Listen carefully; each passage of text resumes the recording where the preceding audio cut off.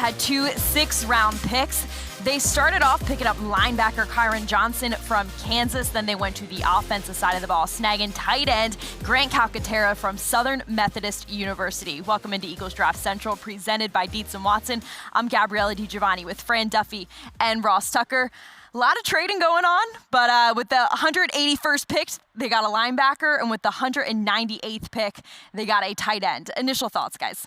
Well, I'll start here with Kyron Johnson from Kansas, who's a really, really interesting player. 4.36 in the 40-yard dash at 230 pounds. This guy is a dynamic athlete off the edge. He had a bunch of sacks this year for the Jayhawks, and he plays with a white-hot motor. This guy never stops in his pursuit of the football. His play personality is infectious. Fans that watch him are going to love him, Ross. Well, and I just think it's funny that we started the day with a 5th-round pick and a 7th-round pick and ended up making 2 6th-round picks. But you're right about Kyron Johnson. The thing that jumps out to me immediately is special teams. Yep. If you're 6 foot 230 and you can run a 4.36, that is a perfect special teams body type.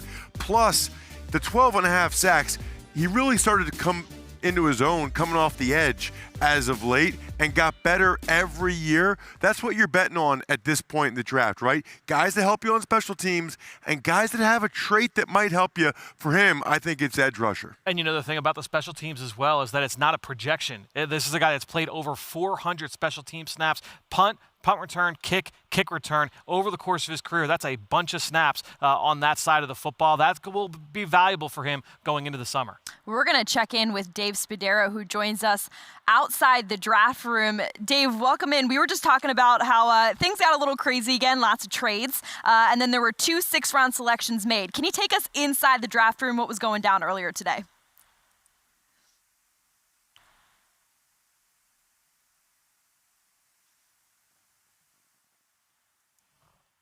All right, we're having some problems hearing from Dave right now, but that's okay. Hopefully we can check in with him in a little bit. Let's go back to Johnson for a second. I think something that works in his favor is his versatility. He played 5 years at Kansas. He took advantage of that extra year of eligibility due to COVID. And so he has some versatility there because he's played a number of roles on the defensive side of the ball. Yeah, I actually wrote down that he has the ability to play any linebacker spot. He was an inside linebacker back in the 2019 season, didn't move until off the edge until 2020. So as Ross mentioned, took that extra year last season, had 6.5 sacks. So this is a guy where the arrow might be pointing up on his ability to get after the quarterback. Well, and I like that versatility, and I like the fact that he played off the ball. That will help him in special teams. 2 notes I wrote down.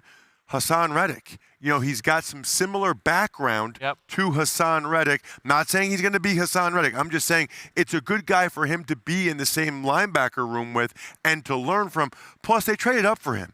Right? So this is a guy that the Eagles had enough conviction for. They said, you know what, he might not be here when we're going to draft. We really like him. We really want him. We're going to go up and get him. That doesn't mean that the guy's going to be a home run or a great pick. It does mean, though, that somebody over there really, really wanted him. And it's funny you mentioned Hassan Reddick. The guy that I wrote down while watching him was actually last year's 7th-round pick for the Eagles in Patrick Johnson, who's been on the team for the last year as a Sam linebacker. Very, very similar in terms of their skill set. It'll be fun to see both of those guys running around this summer. We're going to try and check in with Dave Spadaro again. Hopefully we'll hear from him this time over at the draft room. Dave, let us know what was going on today. Yeah, it's been really interesting to watch, Ella. It's maneuvering, trying to get some extra picks. Ultimately, the Eagles with 2 picks in round 6. And then you shift immediately into the post-draft period. Even though we're still in the 6th round, Eagles don't have a 7th-round draft pick. So everyone now is on alert and, getting ready for that frenzy after the draft to sign the undrafted free agents. So, at this point, I think I agree with what Ross and with Fran. You're looking for special traits. Both of these players, team captains, both athletic, both fit what the Eagles do, very competitive, love the game of football, and you try to make something work in round 6. And I'm going to harken back again to something that Howie told me earlier in the week. He said, at the beginning of every 6th round since he's been here, since 2011, everybody goes, hey, it's 6th round, let's try to find another Jason Kelce. And Howie's response without fail is, there is only one Jason Kelce. So I think the hit rate in the 6th round is very small. But the Eagles with these two players feel like they got really athletic players, a twitched up version with Johnson on the defensive side, and then tight end who has really battled some concussions, transferred a couple times here, and was productive last season. So the Eagles making a move there at a position where, you know, you've got your starter with Dallas Goedert and then question marks with Stoll. They really do like Tyree Jackson coming off that injury, but certainly worth a shot here in round 6. Dave, take us back to the trade-up for Kyron Johnson. What was the mood like in the room? How excited were they? Ross talked about the conviction to have to go up to go get him. What was it like in the room? And who was most excited, I should ask? Yeah, I mean, I'll tell you, it's mostly on this defensive side, it's been Jonathan Gannon who's shown the most interest. Obviously, you know, Nick Rallis has got a lot of things to work with now at the linebacker position, a young group of linebackers. But it's a very controlled situation, and these things, Howie really handles it well. And we know that he's been a wheeler and dealer for so many years. So business as usual, not a whooping and hollering like it was in the earlier rounds, but certainly everybody very pleased to get some players that they feel they can develop. Coaches always like to develop young, talented players, and the Eagles feel like they got 2 of them in round 6. Dave, how important is Kyron Johnson's special teams background as well as the body type, 230 pounds, but running a 4.36 40, and what that could mean for his ability to help on special teams? Yeah, you nailed it, Ross. You're looking for special traits, and his speed stands out. His relentlessness stands out. His competitiveness stands out. The fact that he's been a multiple-year captain at Kansas stands out, and that he is a potential standout on special teams. Now, remember, the Eagles last year felt that way about Sean Bradley, who was on the cusp of being a Pro Bowl kind of special teams player. So great competition for the Eagles, but they'll look at him as kind of an edge pass rusher. And, you know, Patrick Johnson is in that mix as well. So with Reddick, who I think will be a great kind of mentor role model for Johnson when the team gets on the field and starts to learn the defense. Dave, you mentioned Grant Calcutta, the tight end that the Eagles selected in the middle of round 6. What was the mood like with that selection? A really interesting player, 6'4", 240 pounds, showed up at Oklahoma and made an impact right away. Actually caught a handful of passes from Jalen Hurts back in 2019 before shutting it down. Is that something that was brought up in the room when you were in there?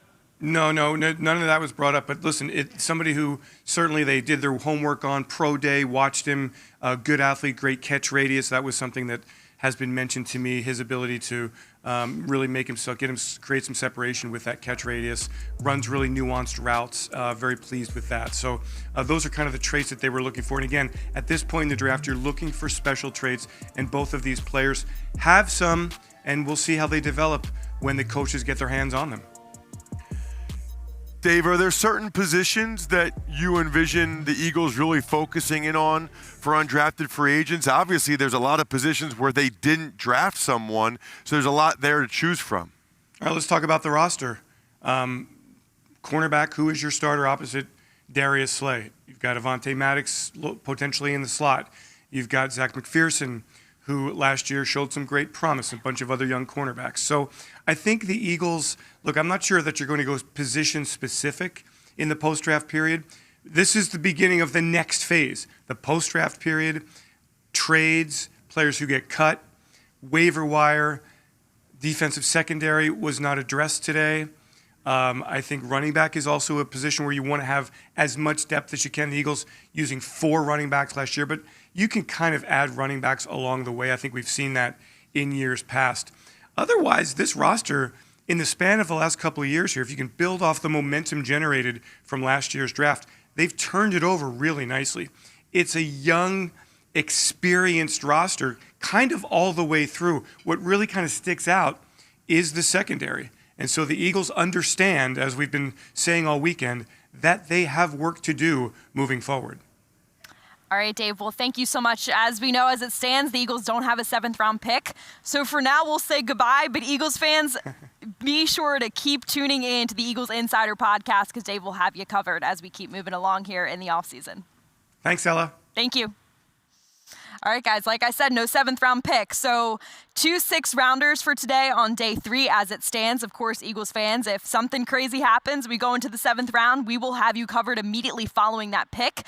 But for now, We got an offensive player, a defensive player, and now we just ride out the rest of the draft. That's it. Tight end Grant Calcutta is an interesting kind of prospect just because of what he did so early on in his career. We'll see if he can rekindle that after a successful final campaign at SMU. Yeah, I mean, he was first team All Big 12 in 2018. Your first team All Big 12, that's pretty impressive. That was 2018, obviously a long time ago at this point, but he had the talent to do that. 25 first down receptions this past year for SMU. So the money down, when they had to get a first down, they were going to Calcutta. All right, Eagles fans, well, thanks for sticking with us. As always, we'll have you covered with press conferences. Journey to the Draft podcast is going to keep rolling, so stay tuned. We got a lot coming your way, but thank you for tuning in the past 3 days. And as always, go Birds.